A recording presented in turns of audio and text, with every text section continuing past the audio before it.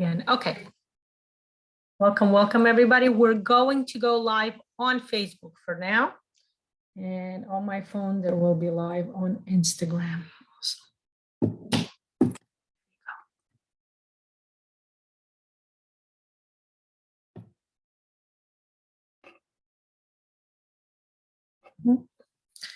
Okay.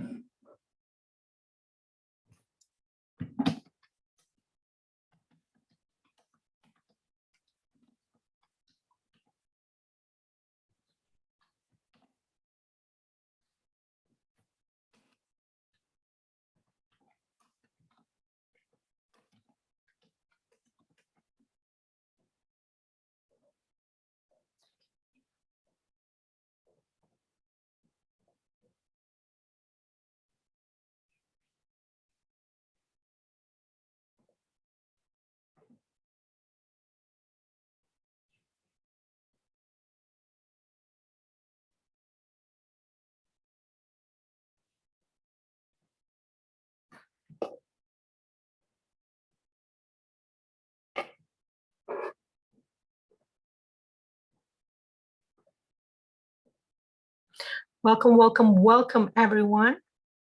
Hello to the live. I am inviting everybody to join me as we will be drawing the NeuroMandala today. An amazing NeuroMandala.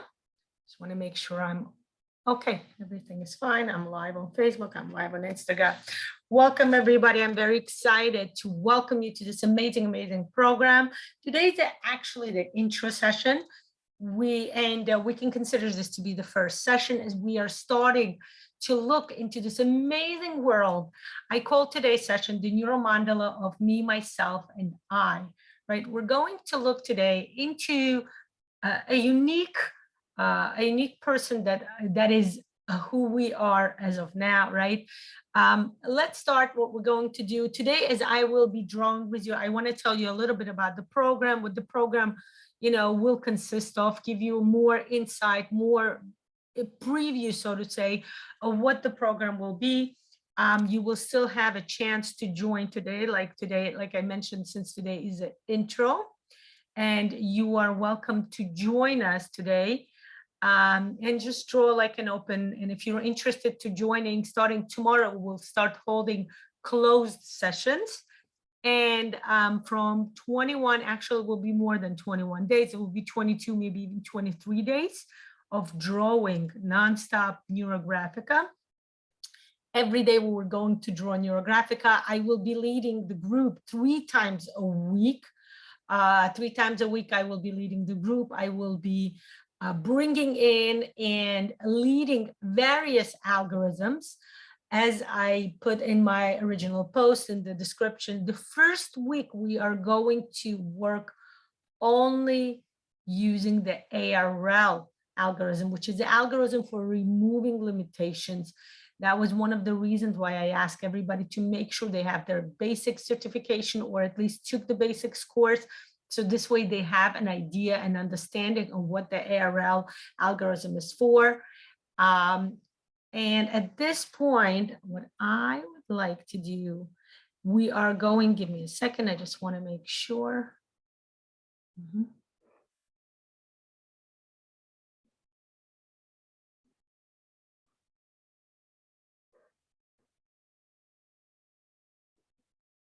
Okay, just want to make sure I can see my, okay. This way, if somebody writes something on Facebook, sometimes my computer just shows me that the internet is slow, so I have to stop and make sure everything is going as it is. So the second week and the third week, we will be using various algorithms. The algorithms will be from all kinds of advanced modules. I did this on purpose in order to kind of give everybody, use this chance as a 21-day intensive Neurographica drawing. Give this chance, give this ability to everybody to experience or to kind of preview what each module is all about. For example, today I will be presenting you, since today is called NeuroMandala, you can understand that we will have a preview of a unique NeuroMandala drawing that is, of course, a preview of the whole NeuroMandala course. Now, interesting to know that what I will be giving you today is not the part of the NeuroMandala course, but it's actually taking the NeuroMandala algorithm, the idea of how to use a mandala. Mandala means circle, a wholeness, right, in Sanskrit.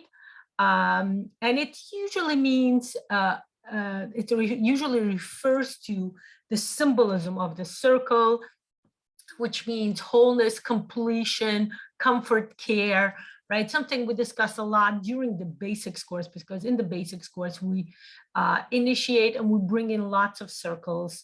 You know, we understand, we try to bring in the idea of the circle within the method, you know, explanation of the circle within the method of Neurographica.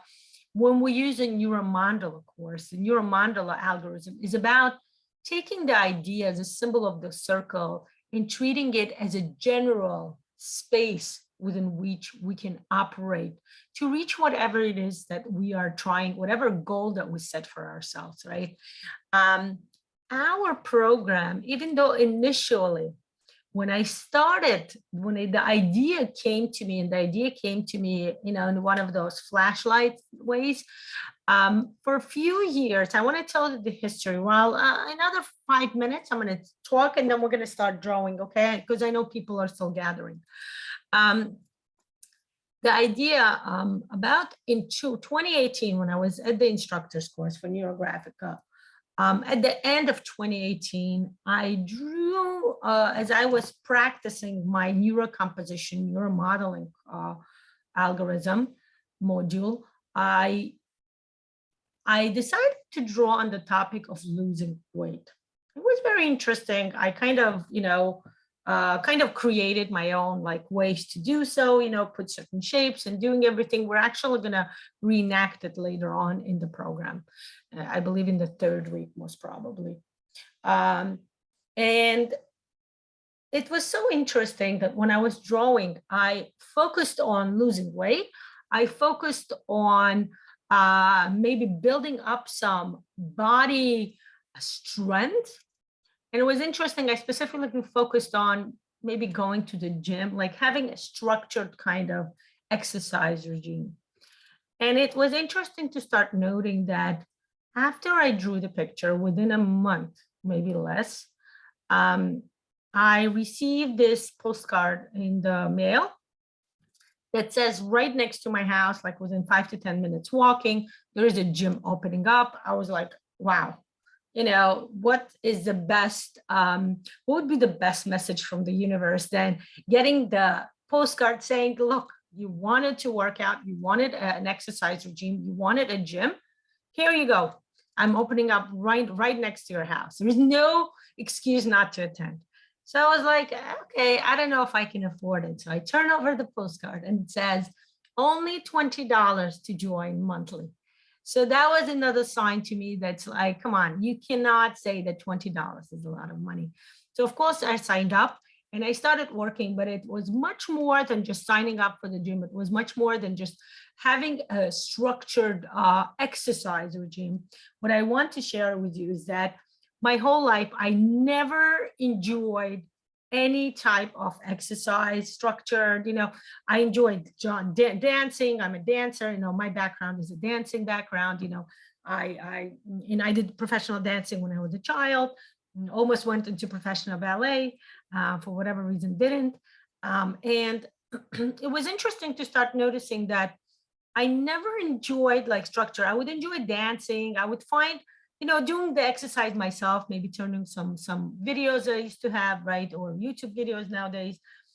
But I never enjoyed actually, you know, the idea of actually like going to the gym. To me, it always bothered me and was like, no, why would anybody want to, you know, have this, you know, masochistic idea of making themselves, you know, work and do stuff.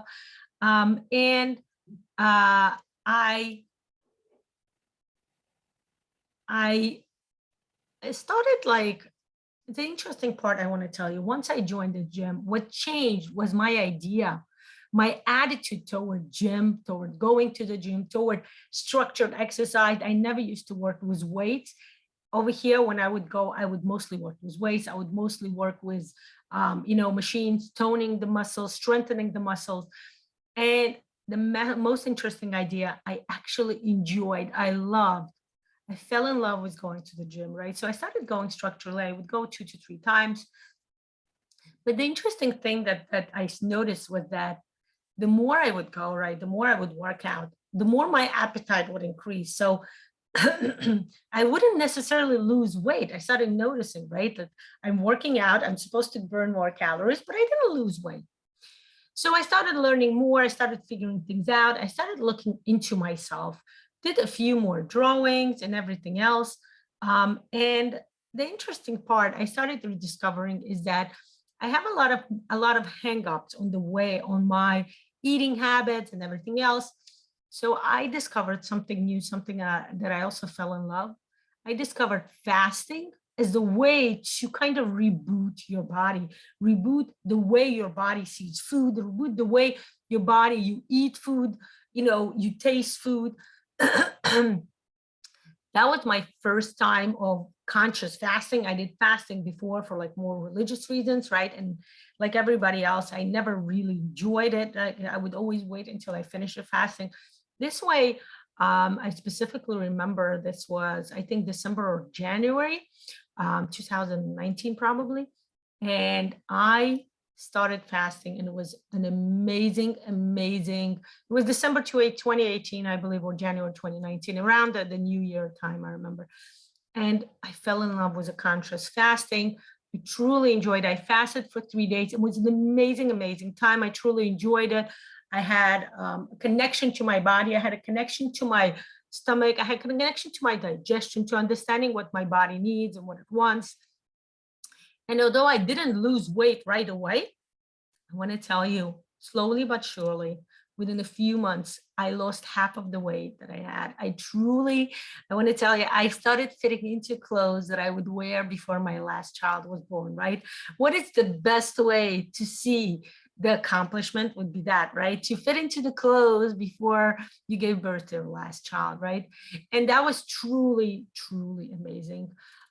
So that was in the beginning, and maybe in March, I noticed March, April, I lost a lot of weight. I remember going to like different places and people would look at me like, wow, how did you lose all this weight? And I would tell them I connected to my body. I was working. People look at me like very strangely, like, okay, tell me the truth. What was the diet? And I explained to them, it's not about the diet. And it really wasn't. I didn't want to focus on the diet. I wanted to focus on the idea of, connecting to your body, learning to see what your body wants and what your body needs.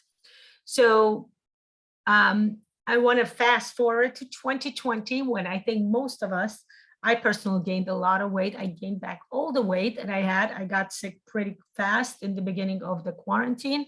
I did get sick with COVID, and it was a personal struggle on a different level. It was a truly, I'm still having, I think, PSTT, the post-traumatic stress syndrome, PSST.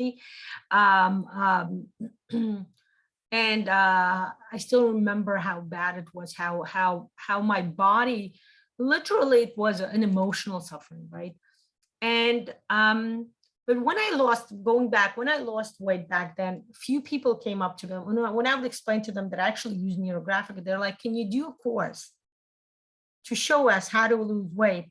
And I wasn't so comfortable because I felt like I'm not a weight loss specialist. Like I can't consult people on how to lose weight, right? It worked for me, but it's not enough for me to actually sit down and tell people, you draw this and you draw that and you're going to lose weight, because that's not how it works. After the pandemic, like I said, when I gained weight, even though I believe last year, I actually did another conscious fasting. I fasted for 4 days this time. After I underwent the whole trauma workshop, after I underwent the whole shock trauma intensive kind of not training, but more like workshop, working on my own traumas, I realized I had a hard time doing conscious fasting because I felt like my body would go right away into a trauma position. My body would feel traumatic and I didn't want to. And that's when the idea came in that the weight loss should be associated more with the idea of the body image, right?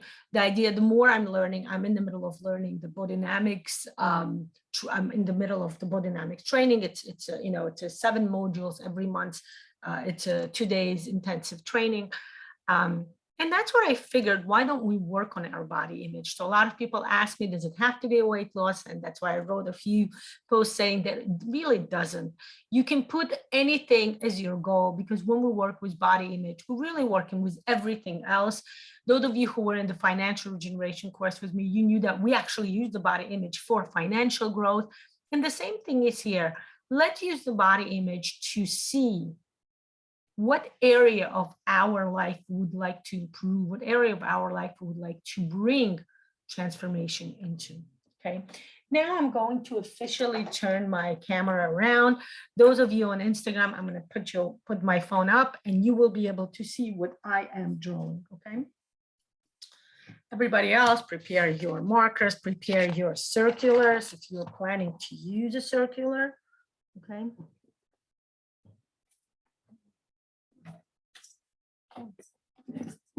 Okay,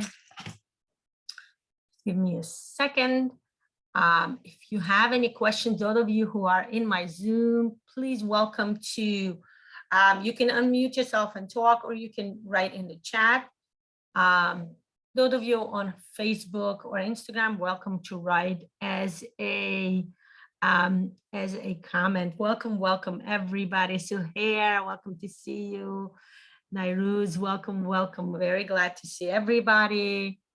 What side? Honestly, your choice. Completely your choice. What side of paper to use? Anything you want to. It's a NeuroMandala. So whatever your preference for a mandala is, do you like a bigger size or do you like a smaller size? So the Zoom link is for those who are registered participants, Brenda. I know you personally. If you want to be on Zoom, if you're more comfortable, I'll send you the Zoom link. Simply because I know Brenda for quite some time. Okay. Brenda, I sent it to you in PM, okay, dear? Okay. So I know some areas of the world, what's it called? Okay. The Zoom doesn't work as well, I know, so it's okay if you need to. Yes, I know, Brenda. That's why I sent it to you. Okay, so changing my camera so you can see what I am drawing, okay? Those of you on Facebook, while you're preparing your papers, your circulars, okay, I'm gonna change my camera setting.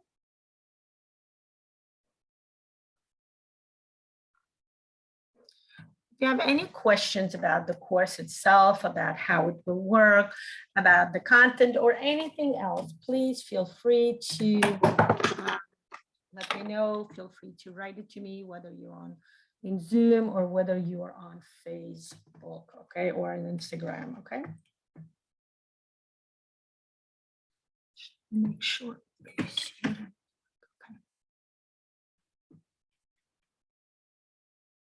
Okay. Oh, on Facebook. Give me a second.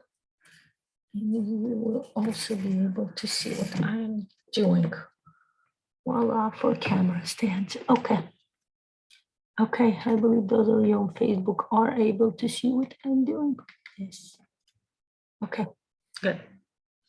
Okay. Zoom people, you can see what I'm doing. You saw my camera switch. Everything is good. One of you lets me know. Excellent. Thank you, dear. Okay. So use the color of the marker you would like to use. The color should be chosen completely intuitively. Give me a second.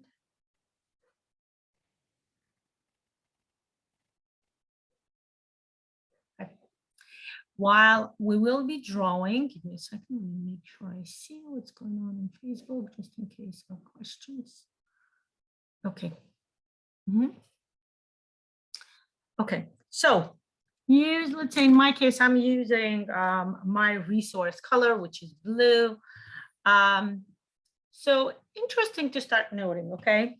Few things we're going to use, and I want to tell you, like I said, this is a preview, so I will be explaining certain things to you, bringing you certain information and certain explanation. I want to use the stages. They're called structures within the Bodynamics. So what Bodynamics is, just for those of you who don't fully understand, Bodynamics is a body-oriented psychology. It's actually based upon Reich's original explanations on how the body develops within the developmental stages of human, and the idea of connecting, right? So within the psychology world, within the modern psychology, right, what Freud brought in, what Freud started saying is that there's a wonderful world of subconscious, right? And Jung went further and worked with the subconscious, right? What Reich did saying is that the body development is actually connected to the psychological, mental, emotional development of a human being. And that's something that Liz Marchette, she's a Swedish psychologist that she started to work with. And she developed this for 10 years. She was developing, researching, lots and lots of research went into it, as you can imagine, 10 years worth of research with a whole team of psychologists. And she founded this amazing program. You can look into it. There's so much open information on Google. So I'm urging everybody to go find out, look into its structures and everything else. What I'm personally learning is actually the muscles, the way the muscles work, what muscles are involved. So the idea here is that within the developmental stages of every human being, together with the social and emotional and mental development, we also develop muscles, right? We know that the bones, the human being is born with bones, right, and skin and some muscles, but the muscles are the ones who keep the storage of memories of certain experience within the mental / social emotional development, okay? And that's why a lot of times when people are growing up, they will start to work on transformation of their past through the psychological way, right? By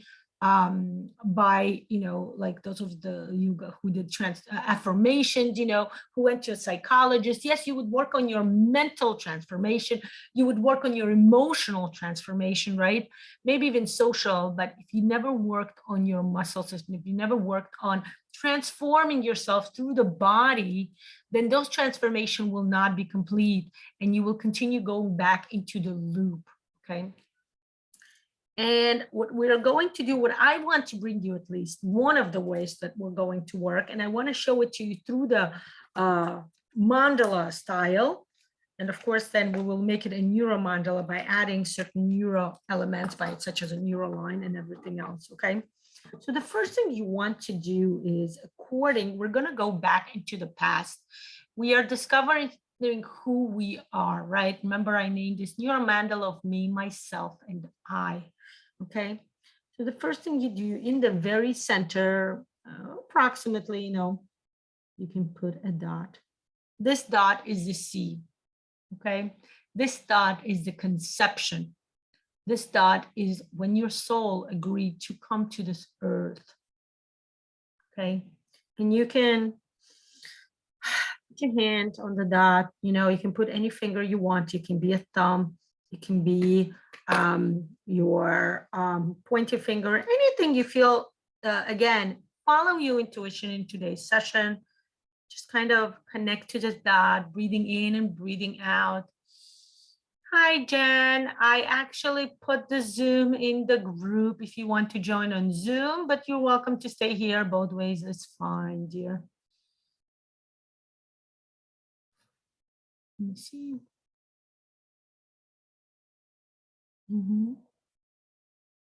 Breathing in and breathing out, connect to this dot. This dot is the original concept of conception. This is the time, maybe before that, is the time when your soul agreed to come to this earth. But this time it actually happened on a realistic, on a physical entity level. How do you feel about it, right? Those of you who know, you can do the 3 aspects of reflection process. We will work and we will learn more about it in details during the program. But basically, if you want to fully do the transformation, go through the 3 aspects, connect to your body and feel, what does your body feel? What body part comes up? For me, my feet came up. And then breathing in and out, you connect to your emotions. What is the emotion that you are experiencing right now? My emotion is excitement, some kind of the word premonition comes to my mind, the word expectation, like expecting some kind of, it's like the day before your birthday kind of emotion. And the 3rd aspect you would like to connect to is your mind, your mental, your thoughts.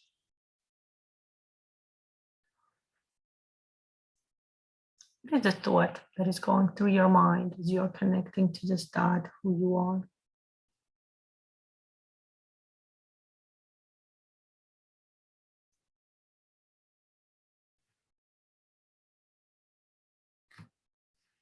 The thought that came to me is, I wonder if I'm wearing, what happened to my ring? And I figured, okay, I'll put on another ring, okay?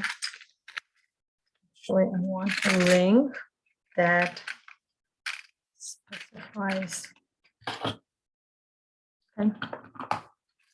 Okay. So the next layer, we're going to do 2 ways to do the layer, of course. Like I mentioned before, the one way would be using a circular. Another way would be using your own. Those of you who don't have a circular, it's okay. You can just use your hand. Nice and careful, we're going to draw a layer of a circle, okay? Just want to let you know so you can space it out. All together, we will be making 10 circles today. Excuse me if my voice gets a little hoarse. The first circle, again, do it very intuitively, however close you want it to be to the dot. This first circle is the womb.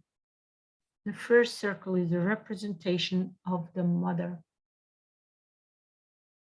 Okay, I'm going to write here, mother. The mother is the way the child connects to this world on the very first level. We connect to our mother. And what you can do while I'm telling you about this circle, about this layer of life, is to, after you draw the circle, go over the circle again. And the 3rd time you go over the circle with a neural line, kind of bringing the neural part of it into it. And of course, go over the line again and round out any sharpness that has been created as a result of adding the neural lines, okay? The mother is the first layer, the first kind of connection, the first introduction to life, to existence. On a bodynamic level, I want to let you know that this structure is the very first structure, and it's called existence. Okay. The structure lasts from the 2nd trimester to the 3rd month. Okay, and I want to note, bring your attention to the 2nd trimester idea. Okay, I'm going to talk about it a little more. This structure is about connecting to life, connecting to existence, seeing value in existence, okay? I'm going to invite you, as I'm telling you about each layer, to actually start coloring it. It's going to be your choice, of course. If you don't feel like coloring one by one, if you feel like coloring at the end, you're welcome to do that. But if it's okay with you to experiment and do something new, right? For me, I'm going to go by the colors of the chakra. So the first layer will be the color red, right? And it's interesting to start understanding that, since I mentioned this is how we connect to our motherly, our feminine structure within us, our feminine idea and understanding of how the world works.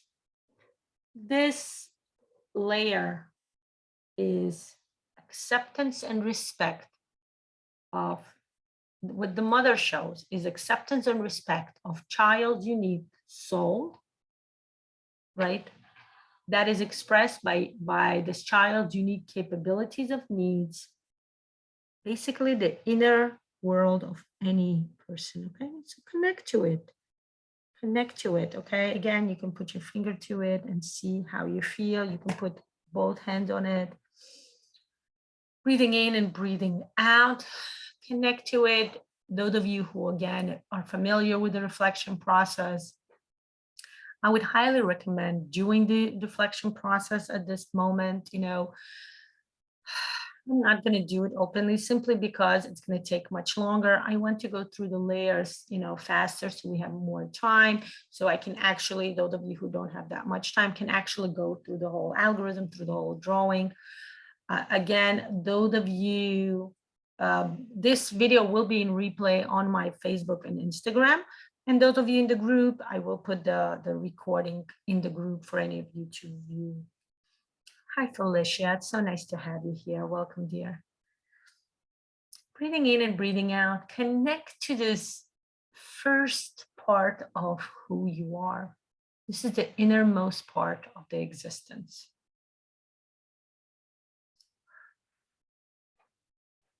It is at this level that we learned the understanding of what existence is, of what a spirituality is, the part of us which is more spiritual, the soul, and what the physical part of us is, okay, our body, our connection.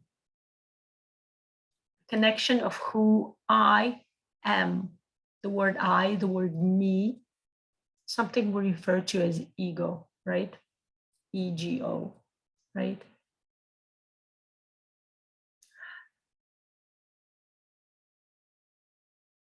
This is also how we connect to experiencing our inner self, connecting to who we are on the inner self. Remember, the mother part, the role of the mother in our life is to connect to us, to take care of us, to comfort us. And again, like I mentioned before, complete acceptance and complete connection, accepting, respecting our unique abilities and needs, right?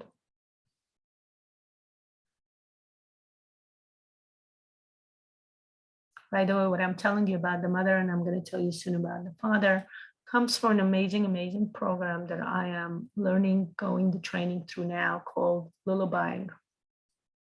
Something that I will be bringing into the US. It's an amazing program of going back in and lullabying yourself, connecting again, what I'm telling you here, to your mother's side and to your father's side. When you're ready, take your marker. And we're going to go and explore the next layer of who we are. Okay, again, for now, I'm using the marker, but you're welcome to use your circular if at any moment you feel that you like more precision. My idea here is for you to be as comfortable as you want to be.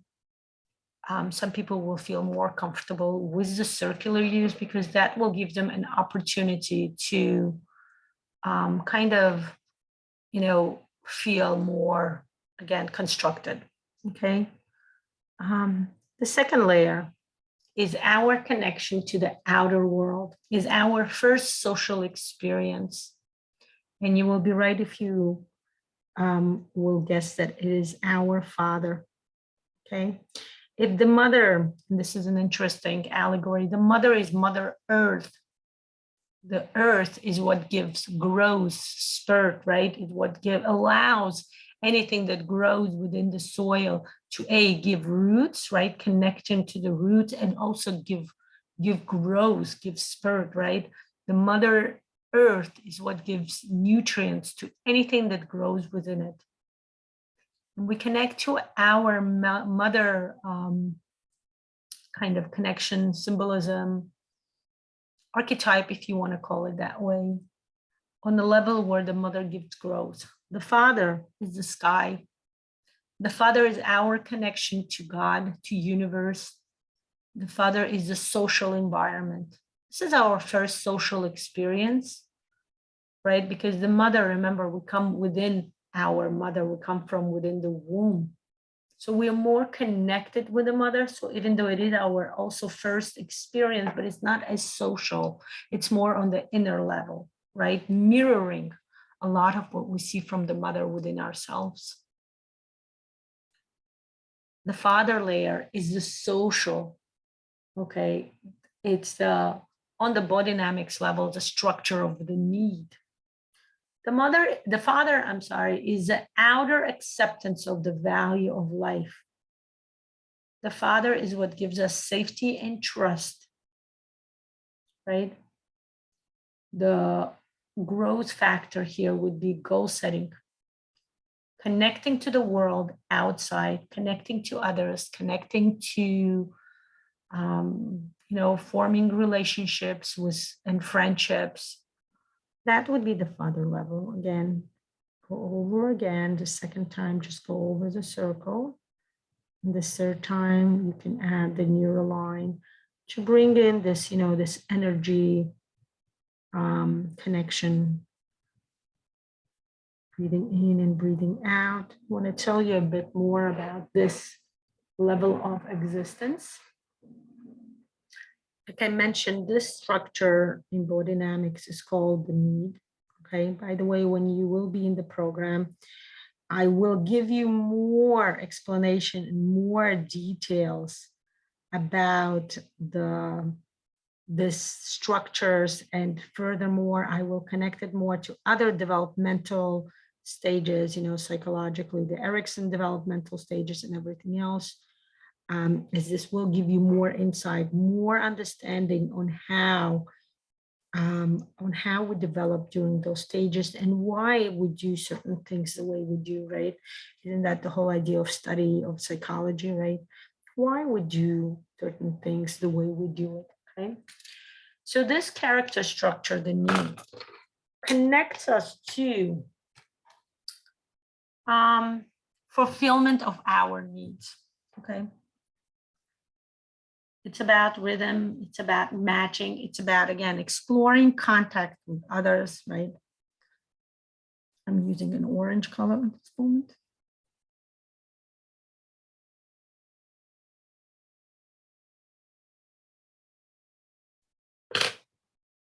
It's about being oneself, right? Preserving your own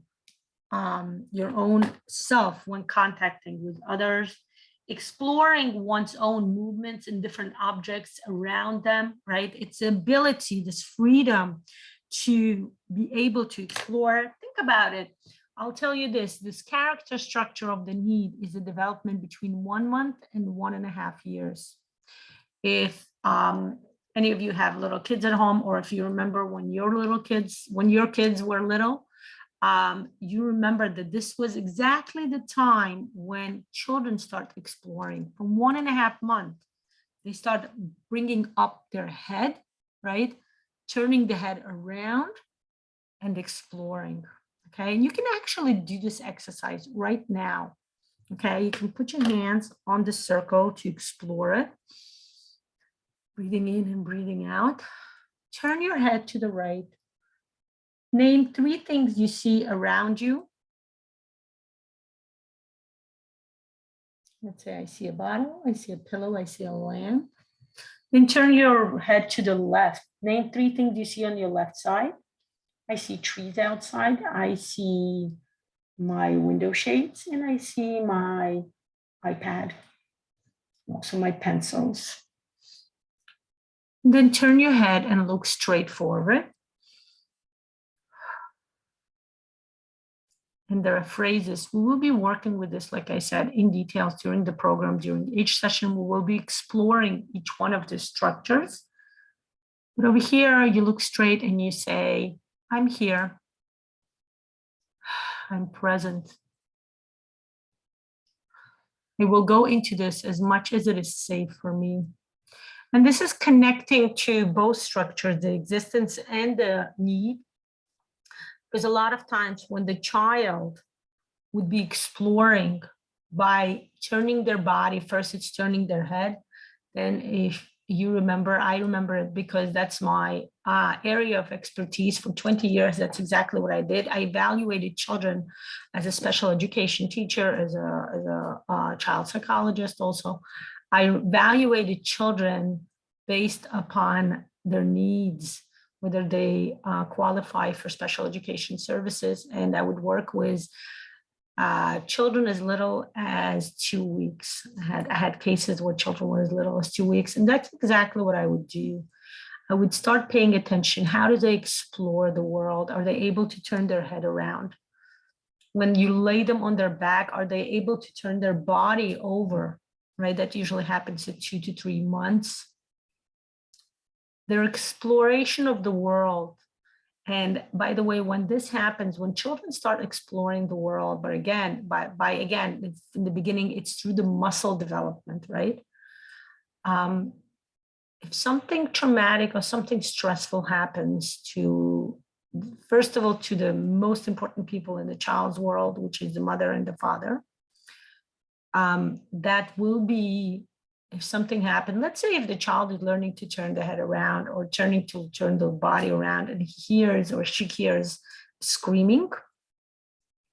Yes, Linda, absolutely. This will be available on the replay. Yes, it will be as a replay on the Facebook. And of course, I will put the recording on my YouTube channel.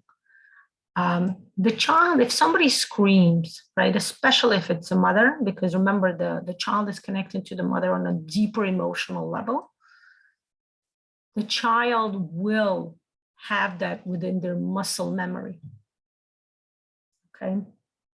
If you have some issues with, some joints, some turning head or on the sides of the body, that is a connection to this two major beginning kind of structures, the existence and the need, okay? And when the child starts exploring the world, first by, like I said, turning over, right, crawling, then starting to walk. If the mother is an overly, this overly protective mother who's so scared that the child will touch something inappropriate or something dirty or something that shouldn't be done, then the child will keep that as a way of a pattern in dealing with the social environment. Okay.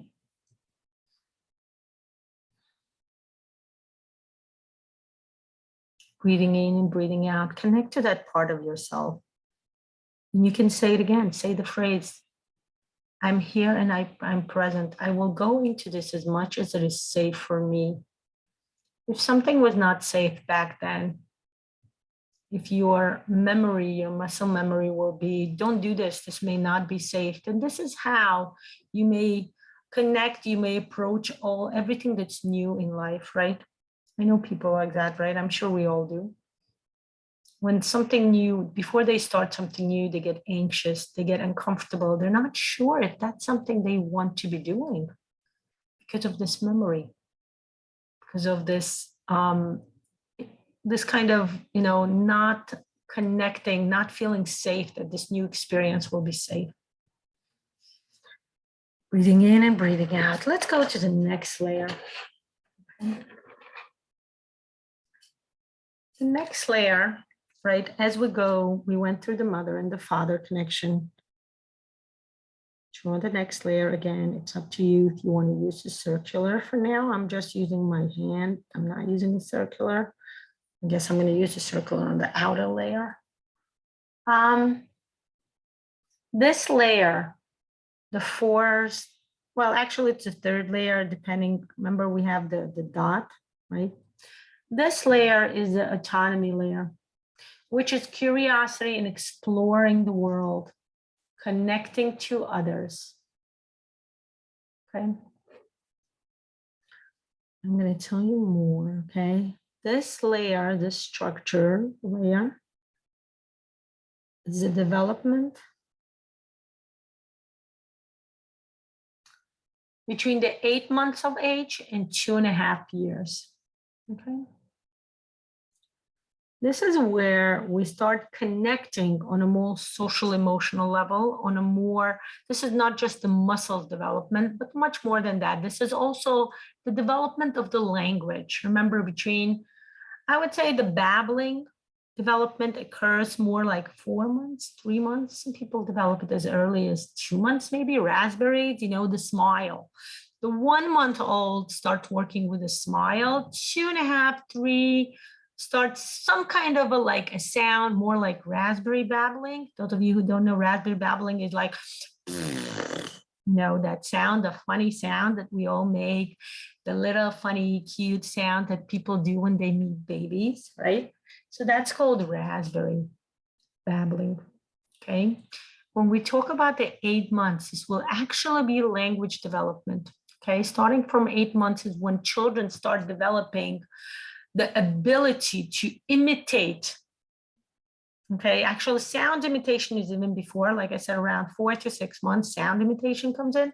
8 months, children can start imitating actual language, actual words, connecting the words with the meaning, connecting the words with the meaning and the reaction from others, right? Let's say if the child says at 8 months, eat, or that, or pointing to something they want. It's also connecting the gestures to their needs, right? Connecting. This is called autonomy, being able to explore things on their own. Also remember, 8.5 months is when they start the ability. Some people actually don't develop crawling at 6 months. That's a very overgeneralized level. A lot of children, a lot of babies develop crawling at the age between 6, 7, 8, 9, maybe even. Okay, so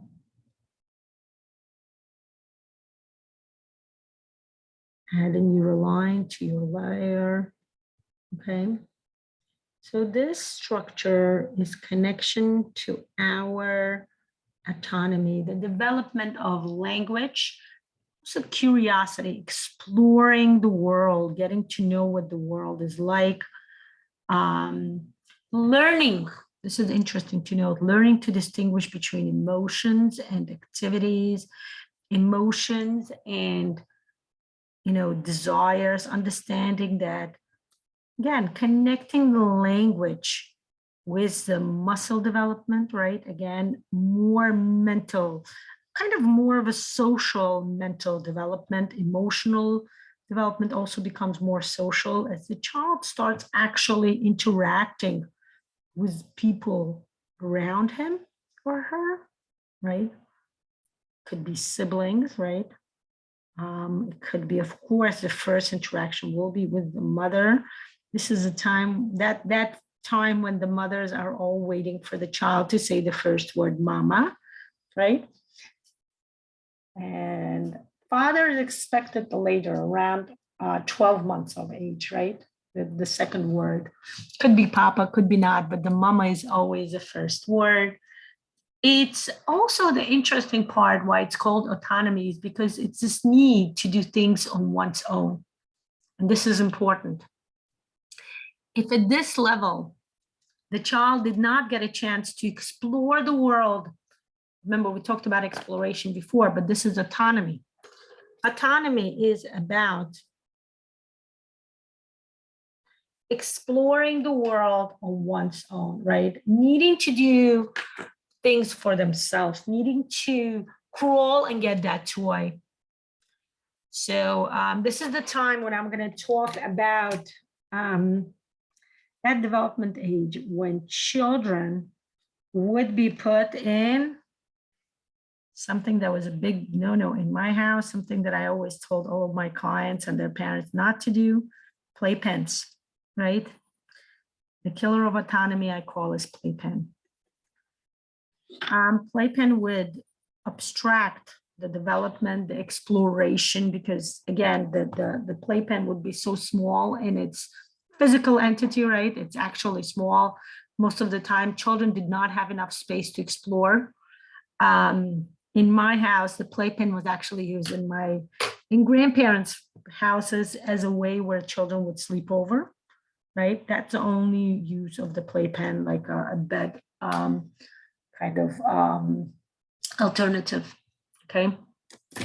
This is the best time when the children are learning how, everything, the awareness of, connecting the learning, seeing how the learning occurs when they touch something, first by crawling somewhere, then touching or changing the new entity or maybe their favorite toy, and understanding this, having this accomplishment of accomplishing this by themselves, okay?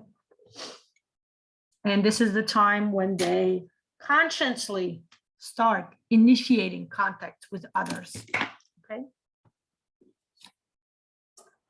Let's go further. The next level we will add, okay,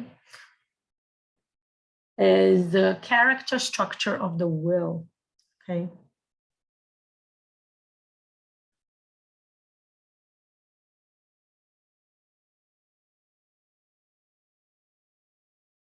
Okay, this is the will.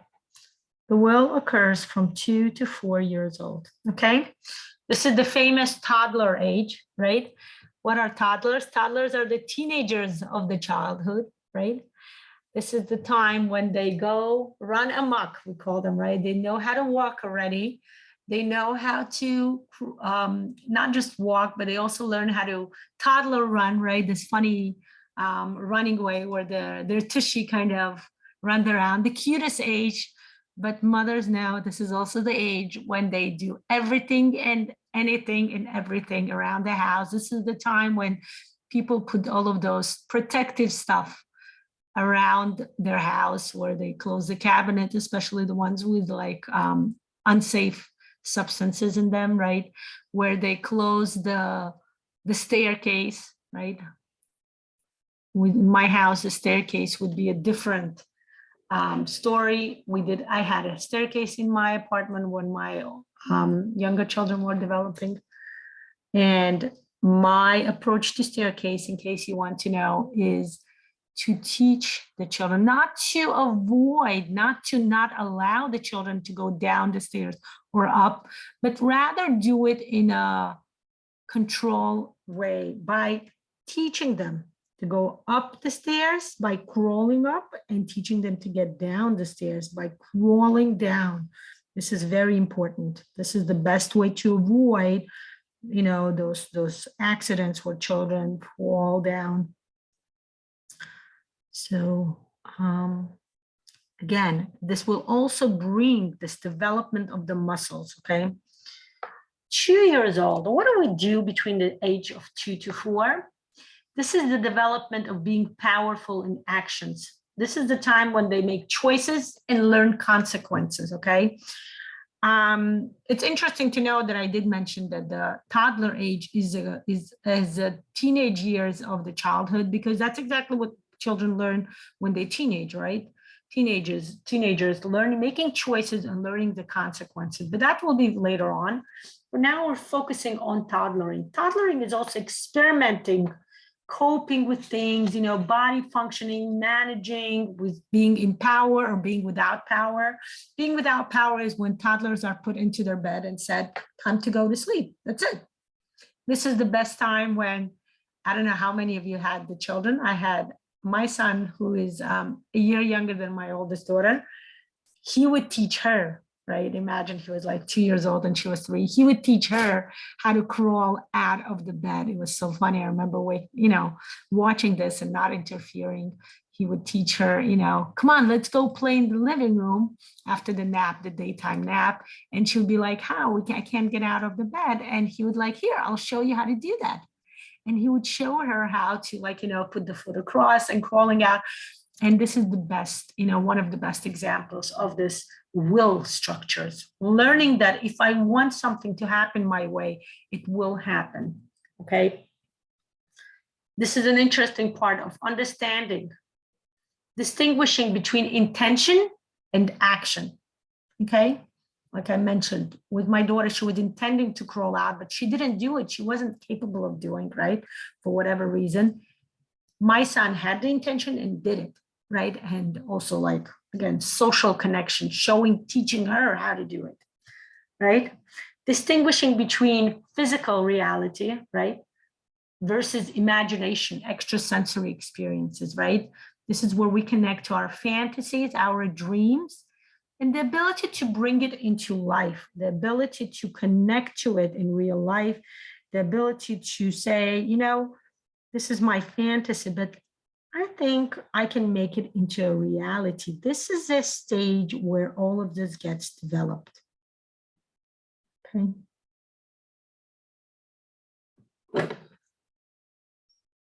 Breathing in and breathing out as you do the rounding. Again, those of you who wants to do the reflection process, please go ahead and do it. You know, this is the best way for you to undergo that transformation that's occurring with you right now, as we're kind of, you know, taking a time machine to the past and reliving.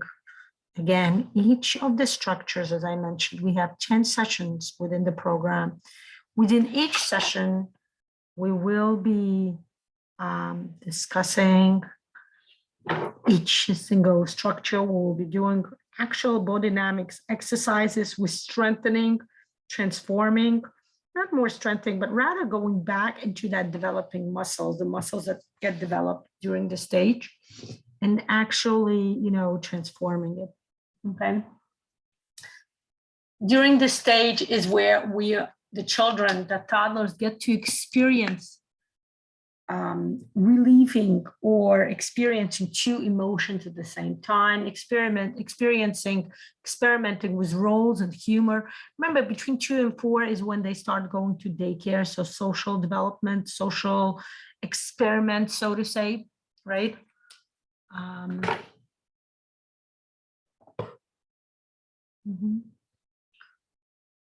Breathing in and breathing out. I'm adding the color green. Like I mentioned, I'm doing the chakra colors.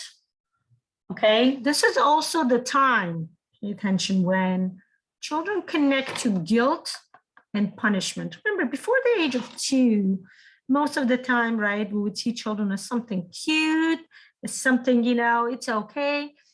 Around the age of 2 is when we start showing them, again, consequence and responsibility, and showing them that if they do something that's not accepted by the family, then there will be a consequence, right? In the previous generations, right? Let's say when I am 45, so I guess in my time, my generation, it would be more connected with punishment, right? Whether at home or in a social setting such as a daycare, right? Punishment was used as a way to discipline children. Nowadays, at least definitely in a social environment, punishment is not used as much, right? It's more maybe time out or some kind of developmentally appropriate consequences that can be used by children to understand that, you know, this is not the right way to react. This is not the right way to act or do something, okay? If you have, and of course, the right way now to do is, again, being able to accept the children's right to emotions, to certain thoughts, right? This is what we do when we learn the phrase, the main phrase, when we do the reflection process, when we say, I'm aware and I acknowledge all of my body reactions, my thoughts, my emotions, and I give it place and space within my life, right? This is the best time. This is the best way to connect to this ability to, you know, to bring acceptance, okay? Something that, again, maybe our parents or our caretakers were not able or were not so much aware of, right? This is also the time when short-term planning has been developed. Okay, again, development, connection to what we'll be doing here when we're going to set a goal and go toward it, right? Connection, consciousness of time. This is the time development, right? When you tell children, we're going to go eat ice cream later, children do not understand this. They have no idea what that means later. When you tell them we're going to eat ice cream, that's what they focus on. And that's why I remember my brother who lives in New York, I live in Florida. They were planning to come last year for Passover, and that was 3 months in advance. So my little nephew, who was back then 3.5, they were telling me that every single day he would ask, when are we going to Lana? And them explaining to him that, it's in 3.5 months did not help, because he focused on the fact that we're going to visit Lana and your cousins. Right. And that's what he focused. He didn't have the concept of time.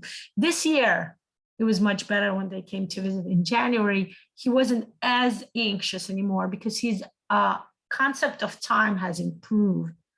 So he was more or less, of course, he doesn't fully understand month, but he's able to understand that something can occur now and something can occur later.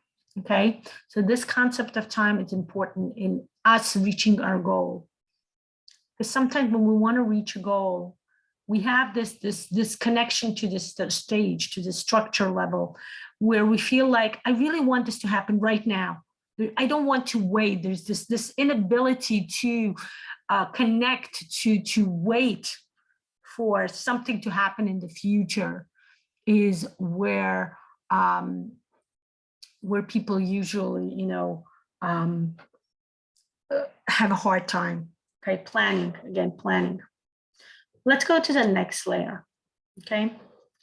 The next layer we're going to connect to is called, give me a second.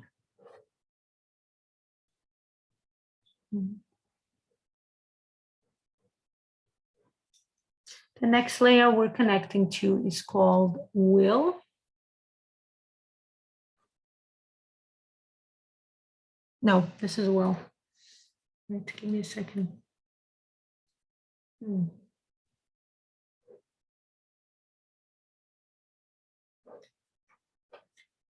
The next layer is, the next layer is the connection between the ages 3 to 6.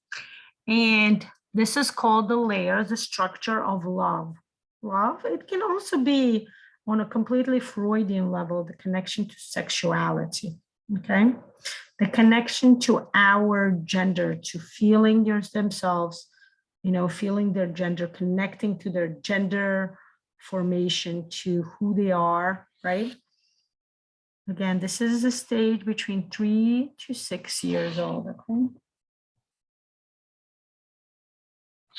You know what, I guess I should have go to my circular, but at this point it's okay. So my circle is not so perfect, it's okay. Okay. Let's talk about the structure, okay? Again, the structure is called love. It's also called sexuality, but again, sexuality as in the gender. Let's call it gender just to make sure people are more comfortable. Gender, okay? This is the connection, and some of you will feel like you are doing the Intro to Psychology course. This is the connection to the Freudian understanding, right? This is the connection when daughters usually start connecting more to the father, where they start seeking approval from the opposite sex, connecting, again, getting to know their own gender, getting to know who they are, this understanding of how love works, okay?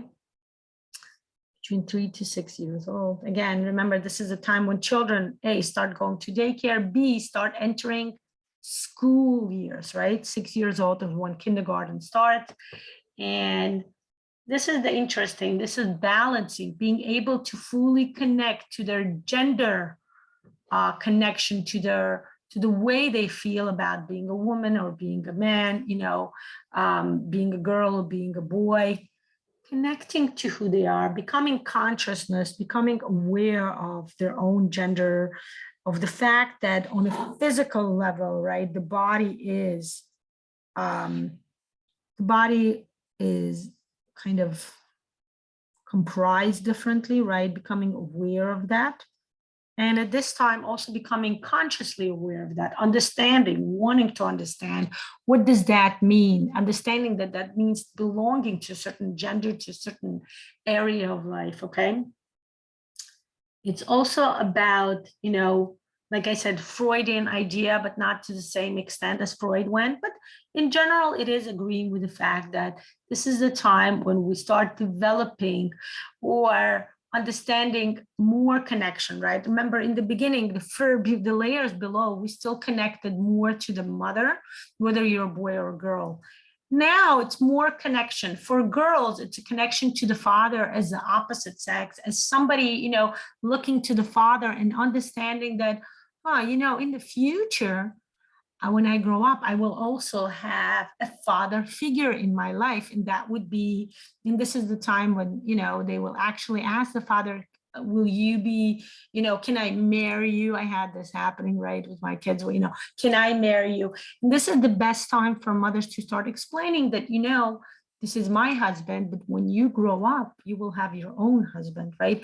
Again, connection to the father for girls, and for boys, this connection to the father is a way to explore their masculinity, to explore who they are as the boy who is the future man, you know, to look at their father as a model of how they should be like kind of viewing the role of a man in life, in the world, right? Again, in the social context. The boys also connecting to their mothers more also, right? Because again, this exploration of the opposite sex, exploration of the opposite gender, understanding how genders work. What do they represent? This is an interesting part in the social context, right? Like in the family, this is when children, right, start understanding that families have mommies and daddies. And this is the time which, because again, remember my generation at least, right, was the time when single parenthood was developed a lot, right? People weren't happy, they would get divorced. And children from those families would come to understanding that something is not full here. There's something, and this is the idea. This is the stage where they develop this idea, well, what is wrong with me? How come I only have one parent? Well, some girl over there, you know, a friend of mine, she has a mommy and a daddy. How come I only have a mommy? Or how come I only have a daddy? Right? This exploration of the social context of family, of understanding that the family, and on a deeper level, this is connection to both sides of who you are, right? A conscious connection. If in the beginning we would connect to our mother and fatherly side, but it would be on a more innate level, right? This is a time when we connect to our father and mother side on a more conscious level, right? Actually agreeing and seeing a part of who you are, a part of your father within you, right? Like maybe looking like your father or acting like your father, or if you're a boy, even if you don't look like your father, you know you are like your father because your body is shaped the same way, right? For girls, you know, also, like I said, connecting, is there anything that looks like my father, right? How do I know that he's my father? Again, inner struggling kind of level, but the idea that this level, the struggle with resolve positively is the best way for this structure. And the same thing connecting to the mother. But remember, the mother connection usually occurs much more harmoniously, simply because the mother is already connected, right? That carrying in the womb does all the trick, because the child already feels connected. But again, this time it's more conscious. Do I look like my mother, right? The girls, of course, start looking like their mother, acting similarly, maybe noticing what the mother does in the household, like either if it's household chores, right? Trying to connect, trying to imitate that. Or if it's a mother, I know my children do that because they see me a lot on computer working, you know, leading sessions, doing Zoom and having open sessions and everything like that. And they see my YouTube channels and they see the videos. And they would do that when they do some play. They would actually take something like a book or a paper and say, you know, I'm mommy, I'm working at the computer, right? Again, imitation. understanding that there are different roles, right? That children play, that adults play in role playing, okay? So let me tell you more about the structure, developing and integrating, again, love and gender, understanding the connection. This is very important. I will be exploring this more. I want to bring this up now. I will be exploring this connection more during my new Intro to Coaching with Neurographica course, where I will be discussing this in details, the connection between body and soul, the connection between emotions and body, right? This emotion, this connection that I love somebody, I love my mommy, I love my daddy, or maybe, you know, I like some boy over there in my class, and they are becoming more aware of gender, right? That somebody is a girl and somebody is a boy, and it's a different kind of a connection, right? And connecting the body, the fact that I'm a girl and this boy is a boy, and maybe a potential, again, this understanding, this bringing of modeling of mommy and daddy, potential future partner, right? Because they see that mommy and daddy are partners. A lot of development of this kind of, it's not sexuality as we understand, like on a teenage level, but rather sexuality is connecting to their unique bodies, right? For a boy, it's being a boy, and for a girl, it's being a girl, connecting to their own unique ways their bodies are shaped, okay? Again, like I mentioned, connection and awareness and connection to gender roles. This is the time when they become aware of muscular tensions and relaxations. Yeah, this is interesting. Again, learning more, what was mentioned in the previous structure, learning more how to focus or change the focus from imagination and fantasy world to reality, from a romantic fantasy to the reality, okay? From, again, this romanticized idea that maybe daddy will be my husband when I grow up, right? To understanding, and again, this should be done in a very soft way with a lot of love, with a lot of hugging, you know, from a mother, from a father, that, you know, this is my husband. But when you grow up, you're going to get somebody as amazing as daddy. That will be your husband. And this is the best time to start bringing this awareness to girls that you are worthy of having somebody who respects you, who loves you, who can bring anything you want and need in your life, and who can connect with you on a deeper level. You know, this idea of, you know, if you believe in that, of course, this idea of connection, the soul, right? The husband and wife, or the partners being together, two parts of the same soul. If you believe again in that, this is the best way to bring it into kids, to give this idea so they have an understanding. But again, I know not everybody wants to bring that kind of romanticized, but again, making it more realistic. Do you believe in that? How does it work in life? You know, looking for a partner, allowing yourself to connect to another person. Okay, this trust, development of trust is very important. Okay, let's go to the next layer. Oh, I forgot to add color. The color here would be light blue, according to the chakras, right? How are you all doing? Are you guys, let me know, are you enjoying the session? You can write to me in comments. You can write to me in chat. You can say hello. Is this interesting to you? Let me know.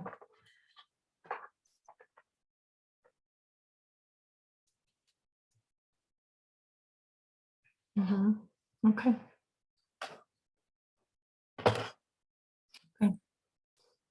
Let's go further. Okay. Let's add another layer here. Okay. The next layer we're going to bring here be, and look what's going to happen. My paper is running. I'm running out of space, but that's okay. I'm going to do what we usually do with the NeuroTree. I'm just going to put this paper on a different size to grow. But for now, I'm going to keep it like this. The next structure we will be discussing will be opinions. Okay, opinions.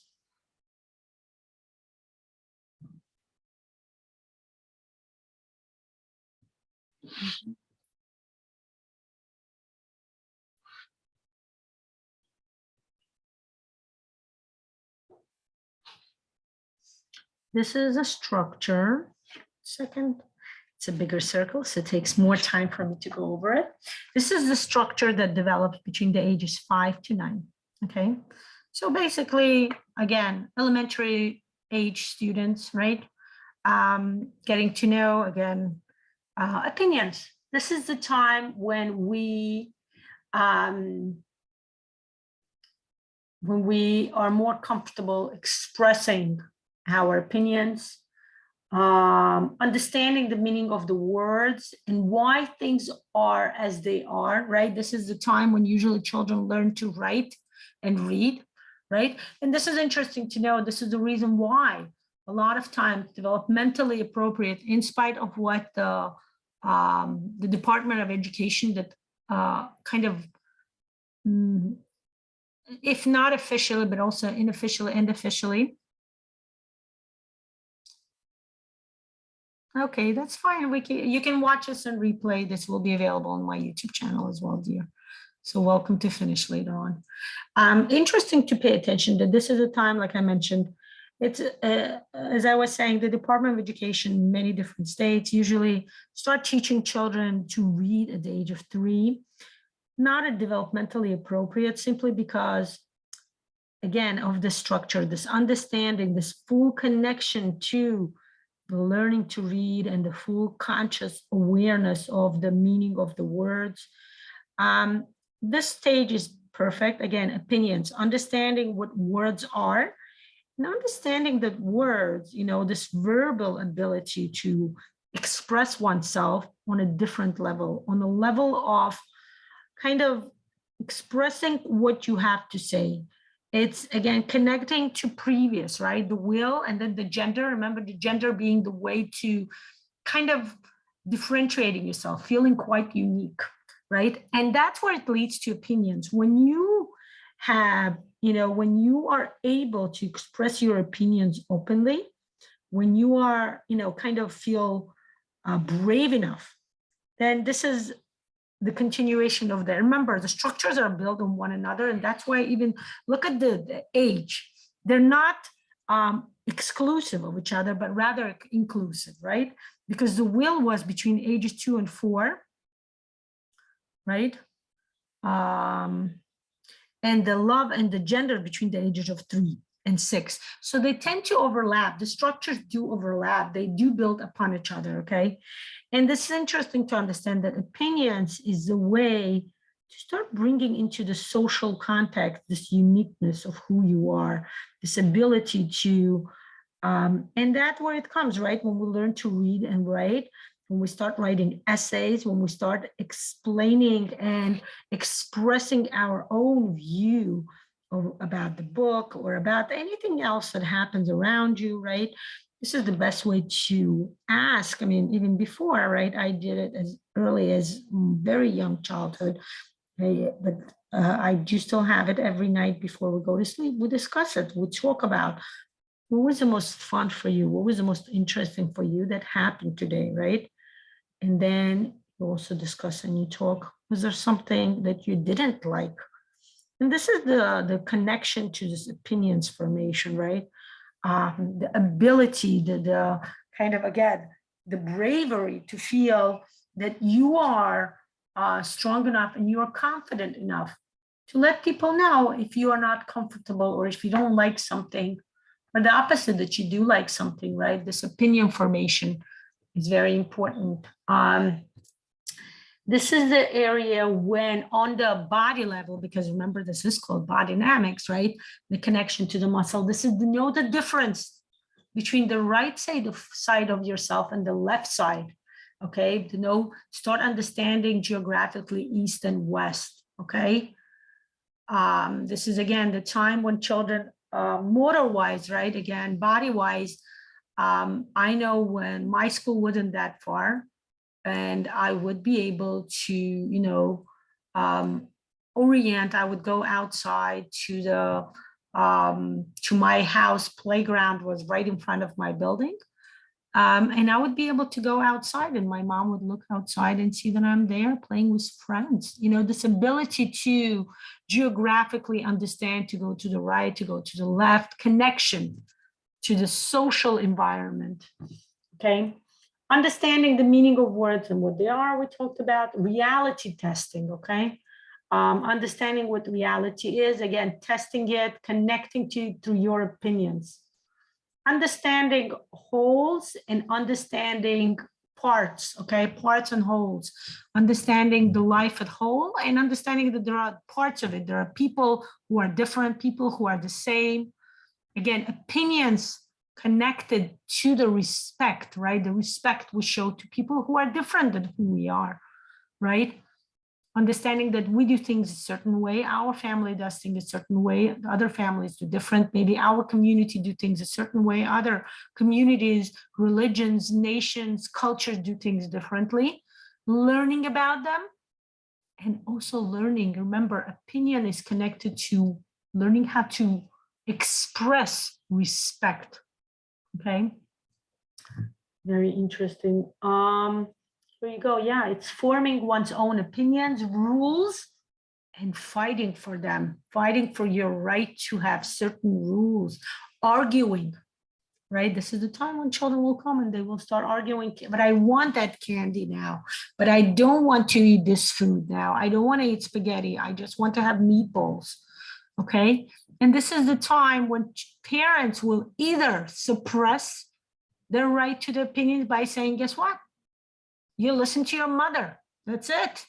You don't have a right to your opinion. You're going to eat that broccoli and you're going to eat that broccoli now. Or it's also, you know, a way some parents do manipulation. You eat the broccoli and I'll give you the ice cream, right? Look at you or the way you were brought up, okay?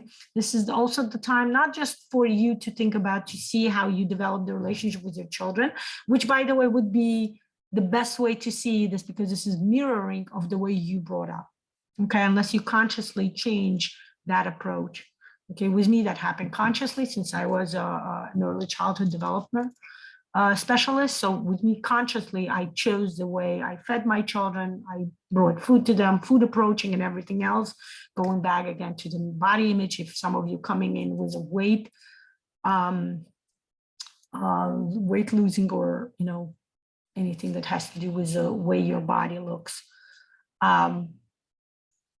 This is the best way, you know, for parents to start explaining or discussing nutrition values, you know, the value of nutrition and its role when children are given something to eat. You know, it's okay to have French fries, but you need to have also some nutrients, some vitamins, you know, some green salad, like I mentioned, broccoli or anything else, you know, the role of vegetables in life.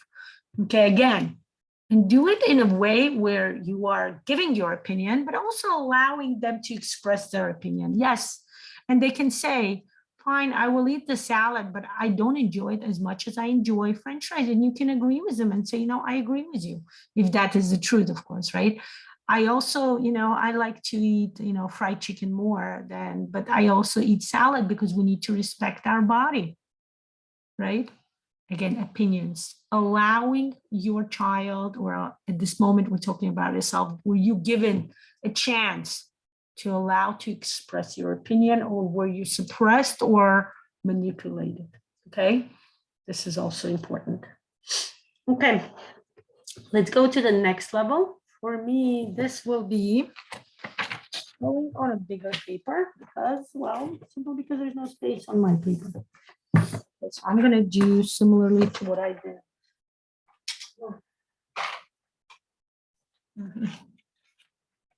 Somehow I don't have my.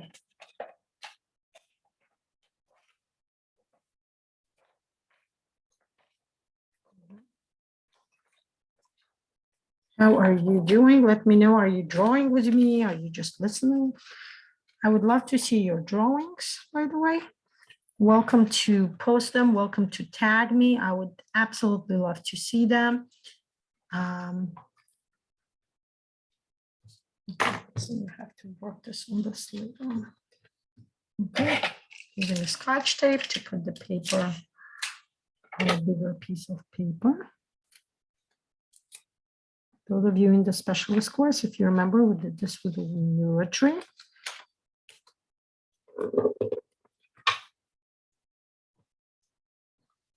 So you can use this kind of a technique with any Neurographica drawing. Okay.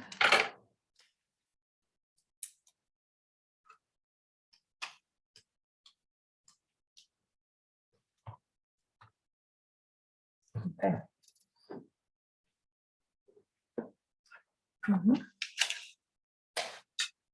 Okay, there you go.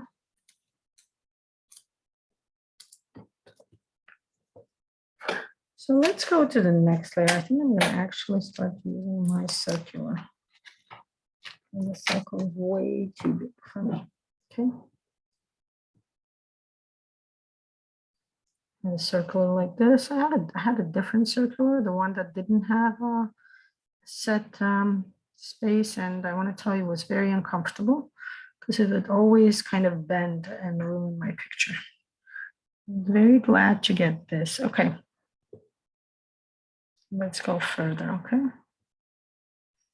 Well, let's see how many layers we have. 1, 2, 3, 4, 5, 6. I forgot to put the color. So the color, of course, will be dark navy, dark blue, more like navy like. The total of layers, I'm going to explain to you and show you why we'll be doing will be 10. The first layer, actually, let's keep in mind first dot.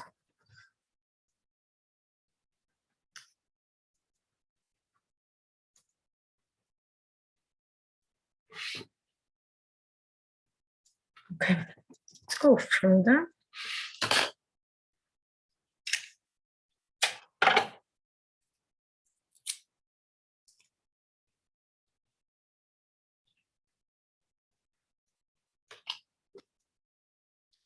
Okay. So let's go to the next layer. I'm going to draw it with a pencil first.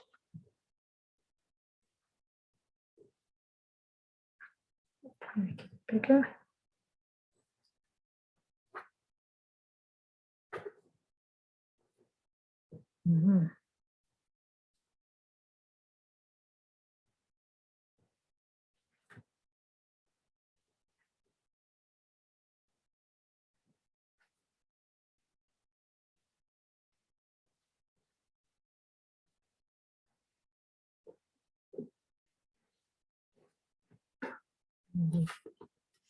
Okay, I have to work on it more. Okay, we do this. Okay, this is the next layer.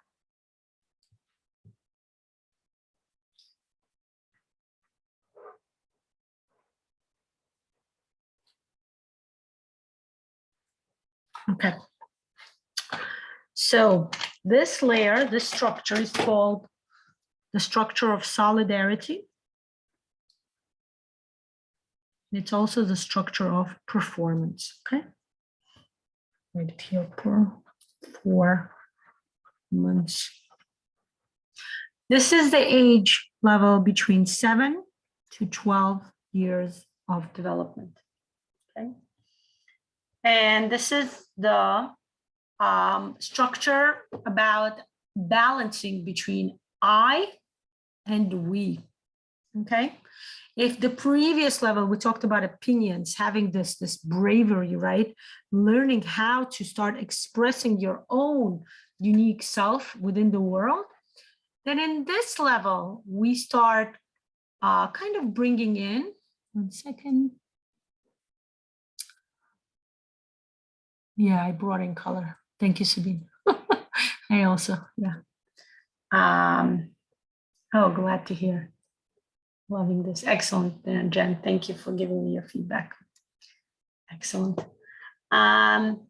So what I wanted to say is that, so over here is actually doing kind of the opposite, learning how to differentiate yourself from the social environment, right? Remember, 7 to 12 is exactly the time of what we, call in the social structure, what? Peer pressure, right? And this is the the best, the best structure to start figuring this out, okay? This is the time when we become engaged in groups, right? And we know this happens in school, the age of 7, right? When children are put in groups to develop what projects, right? A lot of times children do projects on their own, but most of the time during this age, children start working in groups. Again, social functioning, getting to know other people, getting to know and learning. Do they like what they see in others or they don't, right? If they don't like it, why? Is it because it's different from who you are? Or is it because it's hurting you on some level, right? Learning to have a voice, learning to say no, right? And this is the hardest part. For children whose previous level was not fully, let's put it this way, positively or harmoniously developed, this is a time when children, when they deal with bullies, they don't know how to deal with bullies, right? They become victims of bullies, right? The social functioning, unfortunate one within school. But this is what it's about. It's about learning to understand, do I stay solidarity with you? Do I agree with what you do? Or do I not, right? A lot of people, what's happening in the world right now, I have a lot of friends from Russia, and I got rid of some of them because they're expressed high solidarity with what's happening, with what the leader of their country is doing. And it wasn't just I think that way, but it's also about saying, we should all be doing this. We should all be getting rid of certain people, certain nationalities, right? So learning to either be solidarity, right? And this is a time where children learn, do you want to be Switzerland? Do you want to be neutral?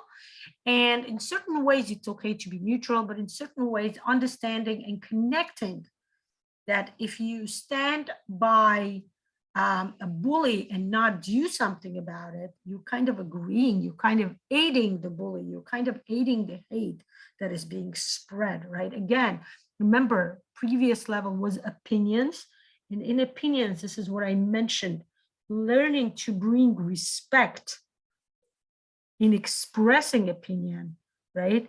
We are different, but that's okay. I respect the difference, right?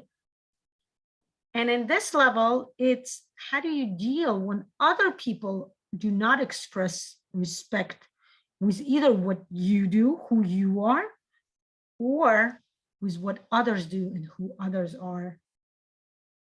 What would be your, right? Again, more of a social context, but this time within the structure, we work to figure out what was your connection, what was your development, okay?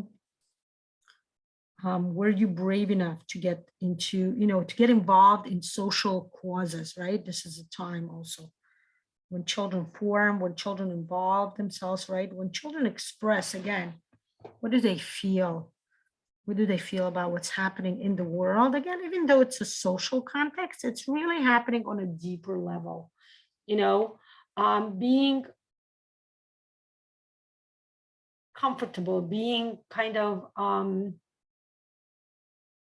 having enough, not just comfortable, but I'm losing words, being confident enough to express, to understand, do you agree with this? Do you really disagree with this? Do you disagree enough to open up your mouth and say, stop, you should not be doing this?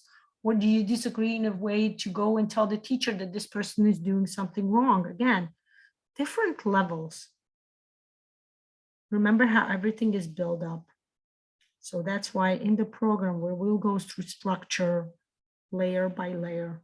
So when you get to this structure, you will be, you will be kind of reevaluating your original choices that you made in life, right? And if a certain level, the child is not confident enough to kind of stand up to the bully, or maybe even go tell the teacher, but rather will turn around when he sees somebody being bullied. Again, I'm using bully as just an example. There are many, many other ways to see this. I'm just using a kind of an extreme kind of example, just to bring the point.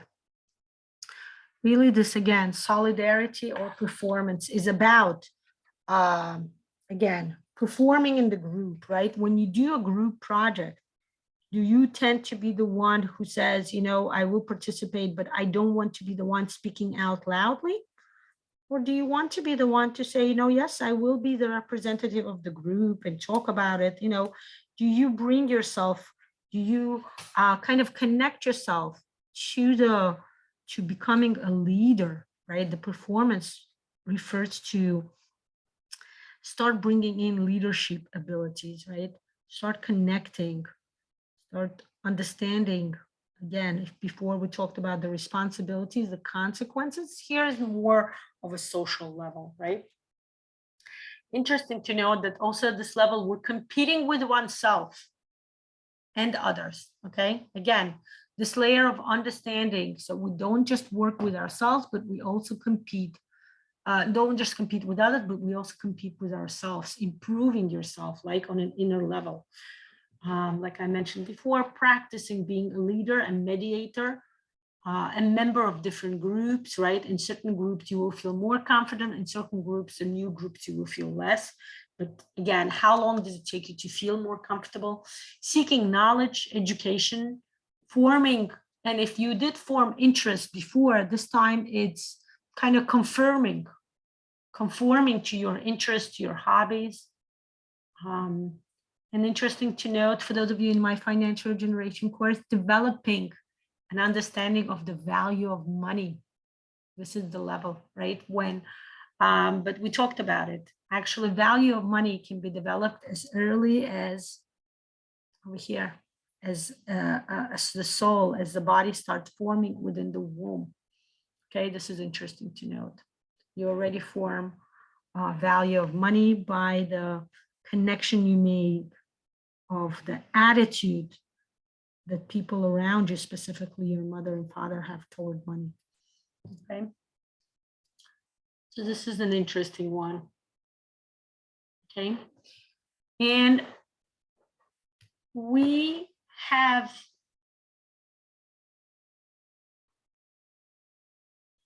we went through all the 7 layers of the Bodynamics development, okay? Starting, and I'm going to go over it with you again, starting with, give me a second.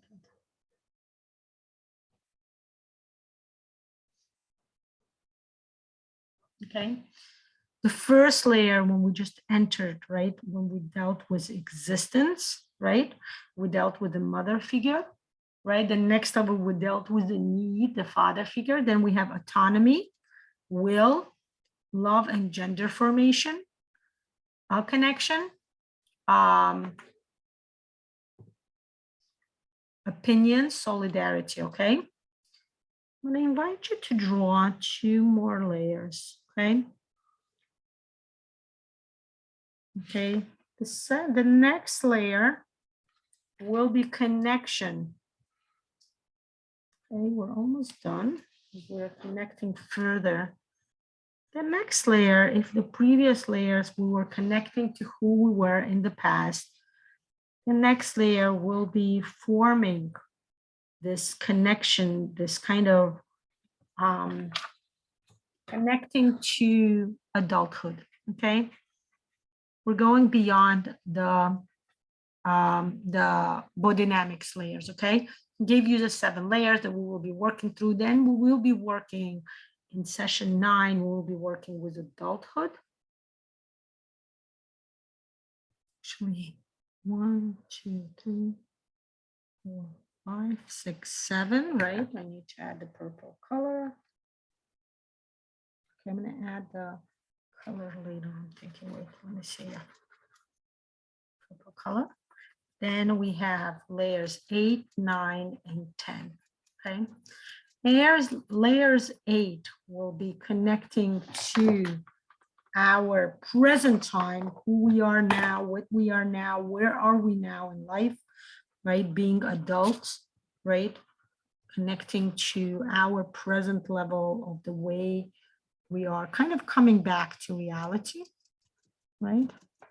Adulthood, when I mean adulthood, I mean reality of who we are and when we are. But remember, after we undergo all of the layers, our view of the reality will be a bit different. We will kind of come back transformed, and we will start connecting to our reality on a different level. Now, remember, if you're doing the way I'm doing it by adding several colors of the chakra colors, then the other 3 layers, you will add colors. The other 2 layers, you will add colors on a more intuitively, whatever color you want to choose and add, okay?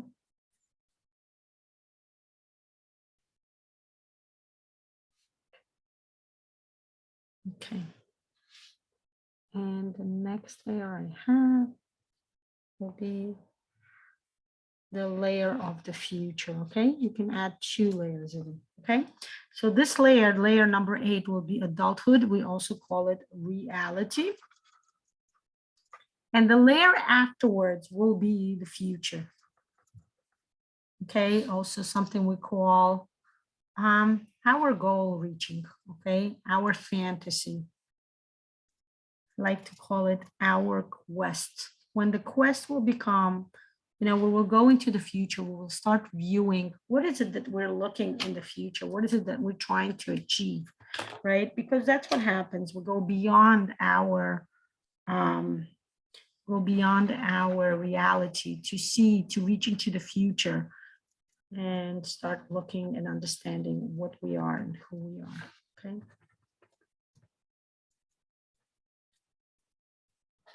Do you have any questions about the program or about anything we're doing here? Any questions, welcome to write them. For those of you in Zoom, welcome. You can even talk if you don't want to write, that's fine. If you have any questions on a personal level, welcome to PM me. Okay. And that's about it.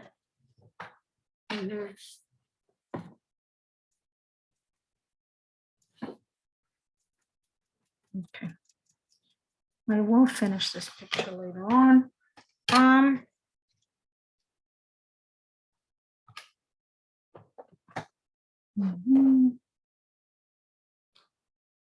Add the color of your choice. I'm going to add more colors later on with the use of my favorite oil pastels. If you want to, right, this is layer number 9. You're welcome to add layer number 10 to kind of completely fulfill. This layer number 10 will be those of you who ever watched the miracle video, right? Remember the layer of going beyond yourself, of kind of transforming your nature so much, who you are, transforming your past, that it completely influences your future, right? It's similar to, you know, those futuristic films, the sci-fi films where, you know, like similar to Back to the Future movies where they go into the past and they change it so much that when they come to the future, they realize that the future has changed. And this last layer, the 10th layer, right? Something I like to call, we refer to as the miracle, right? Again, if you don't know what I'm talking about, go into my YouTube channel. There is an open video that I did on, I believe it's Intro to my NeuroMiracles course. By the way, those of you who want to sign up for the basics course, I give the NeuroMiracles course as a wonderful addition to the basics course. It's a bonus course. So that will be a great way to also experience Neurographica. And getting to know your future is one point, but also going further, understanding that your future is much more beyond what you can imagine even in your fantasy. It's much more beyond than going into your, just reaching your goal, right? It's beyond that. It's connecting to kind of to who you are on a different level, to the transformed you. Okay. I'm going to start finishing up, but I'm giving you as a homework if you want to connect the other layers as well, add neural lines to them, add the color of your choice. Okay. And this we're going to call this layer, the outer layer, is something, it's like an outer layer of also your chakra, also like this, the Sephirot, right? The Kabbalistic Sephirot.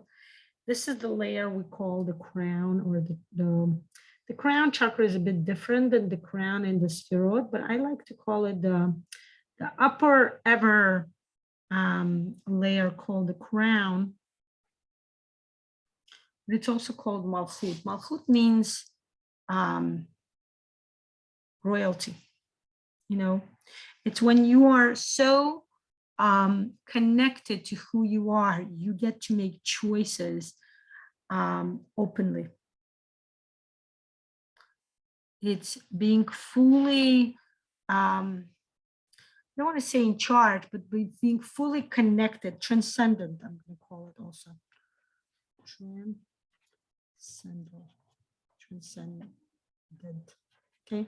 It's being so much connected to who you are on your inner level, and also the connection to your spirituality, to your soul, but also, you know, on two layers, being connected to who you are on the inner level, and also being connected to the universe on the outer layer, you know, connecting, going beyond just social environment, going beyond just connecting to your friends or to your groups or your communities, connecting to the world, right? Feeling the world and being able to transform the world, right? It's a bit of a futuristic kind of a goal, right? It's not so, like, you look at me and you may say, you know, not so realistic, and I agree with you. And the goal for it is not necessarily to be realistic, but the goal for it is, you know, this kind of messianic kind of view, right? The goal where you will get to reach the ideal world, right? We will build the world that will be ideal. And that may mean different things to different people. But I know we all agree that that means no war, right? That means peace. Again, peace can mean different things to different people. But when I say no war, that really means the same to everybody, right? That means no people killing people, no anybody bullying somebody, no anybody, people respecting each other, right? And yes, I do want you to bring that into your picture, into your, you know, this futuristic, this messianic, this semi-transcendental view of the world. Because if we start believing in it, if we start thinking about it, then you know what? I do think it will come true, right? We don't know how long it will take, but at least when we start bringing it into our picture, we start, you know, seeking it, we start thinking about it as part of our reality, the future reality, but nonetheless a reality, okay? And that will bring you to a certain level, that will bring you to a certain future, okay? Again, complete the picture as you want, add the neural lines. If you want to complete the picture according to the 7 steps of the algorithm, then add the neural lines to your background like this. The neural lines can go all over. The field lines, when you add field lines to the NeuroMandala, they should always go the way I'm doing it, from the center to the outer part.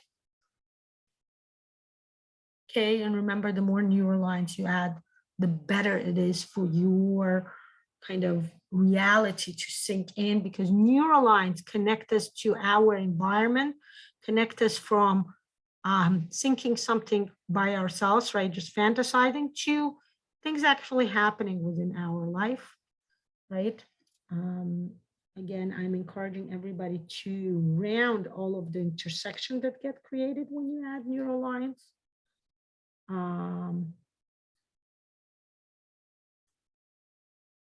Okay, and remember to bring out some field lines. Okay, when you do the NeuroMandala, the field line should be like maybe 2 to 3 field lines, maybe 4 you can do. Okay, by taking a thicker marker and bringing them out. Okay, actually, let me do the purple. Here you go. Voila. Okay, and I'm just showing it to you quickly, simply because I think we've been for almost 2 hours on the air, so I want to make sure I let you go. You can finish the picture on your own. Welcome to post them. Welcome to tag me. I would love to see them, whether you're on Facebook or Instagram. Okay.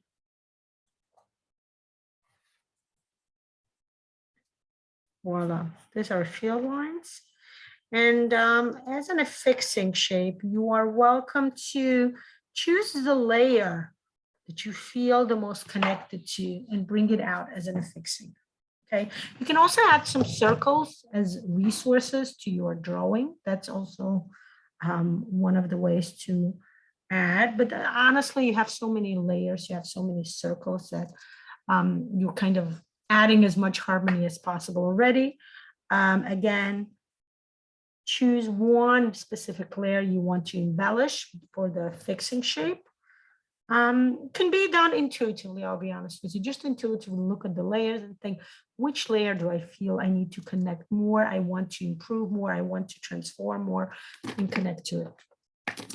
Again, this was an introduction to this course that we are starting tomorrow. This will be a live course, meaning, now again, people ask me, I already wrote a post, but I'm going to say again, people ask me anyway.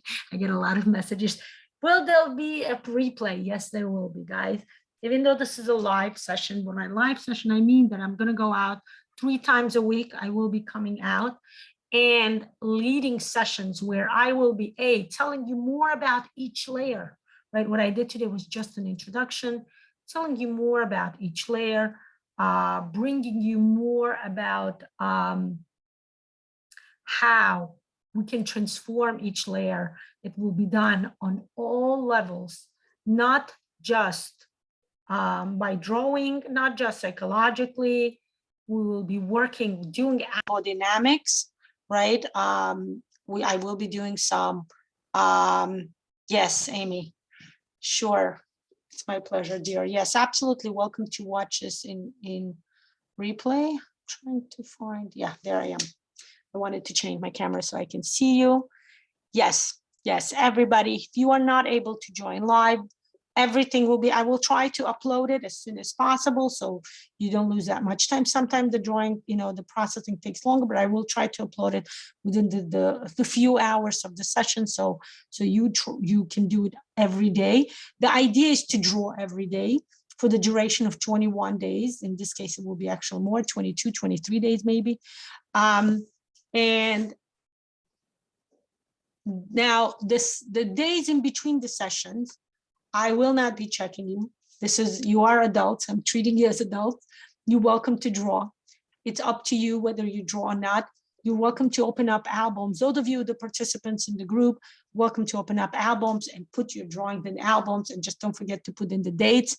Do you want to question about description? You don't have to. If you want to, then just give us an understanding of what the picture was about, what were certain emotions or certain inner kind of reflections you had. You're welcome to share with us, but it's completely up to you. I can absolutely respect, because this will be a lot of private working, right? And this is the nature of the work, which is why we will have working with each other on an individual level in a coaching style. It will be in a closed group. I cannot possibly do it open, because we need to respect the privacy of each other. So all the recordings will be there. Welcome to join.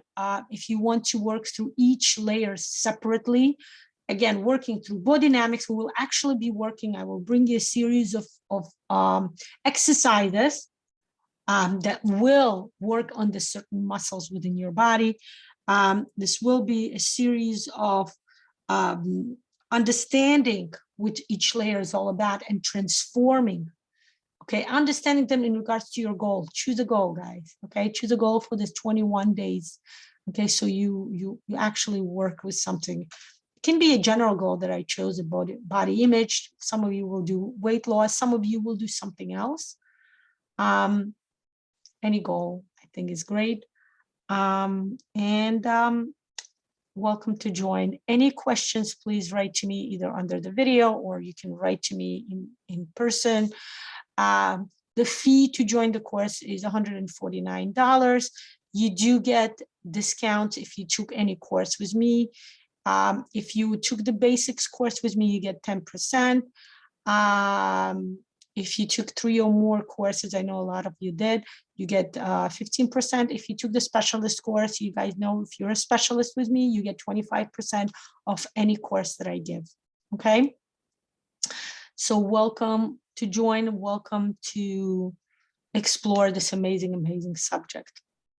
Thank you for joining me today. I truly enjoyed it. And I'm looking forward to seeing some of you tomorrow. And some of you I'm looking forward to seeing actually the specialist course. Those of you who are interested in joining the specialist course, you still have time. Okay. Have a nice day, everybody. Goodbye.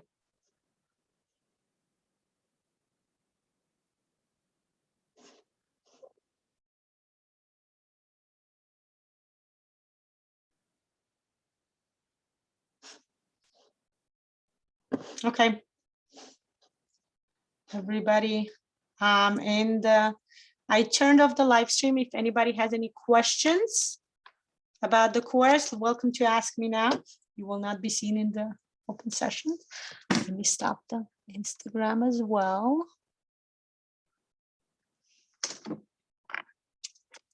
We're good? Okay.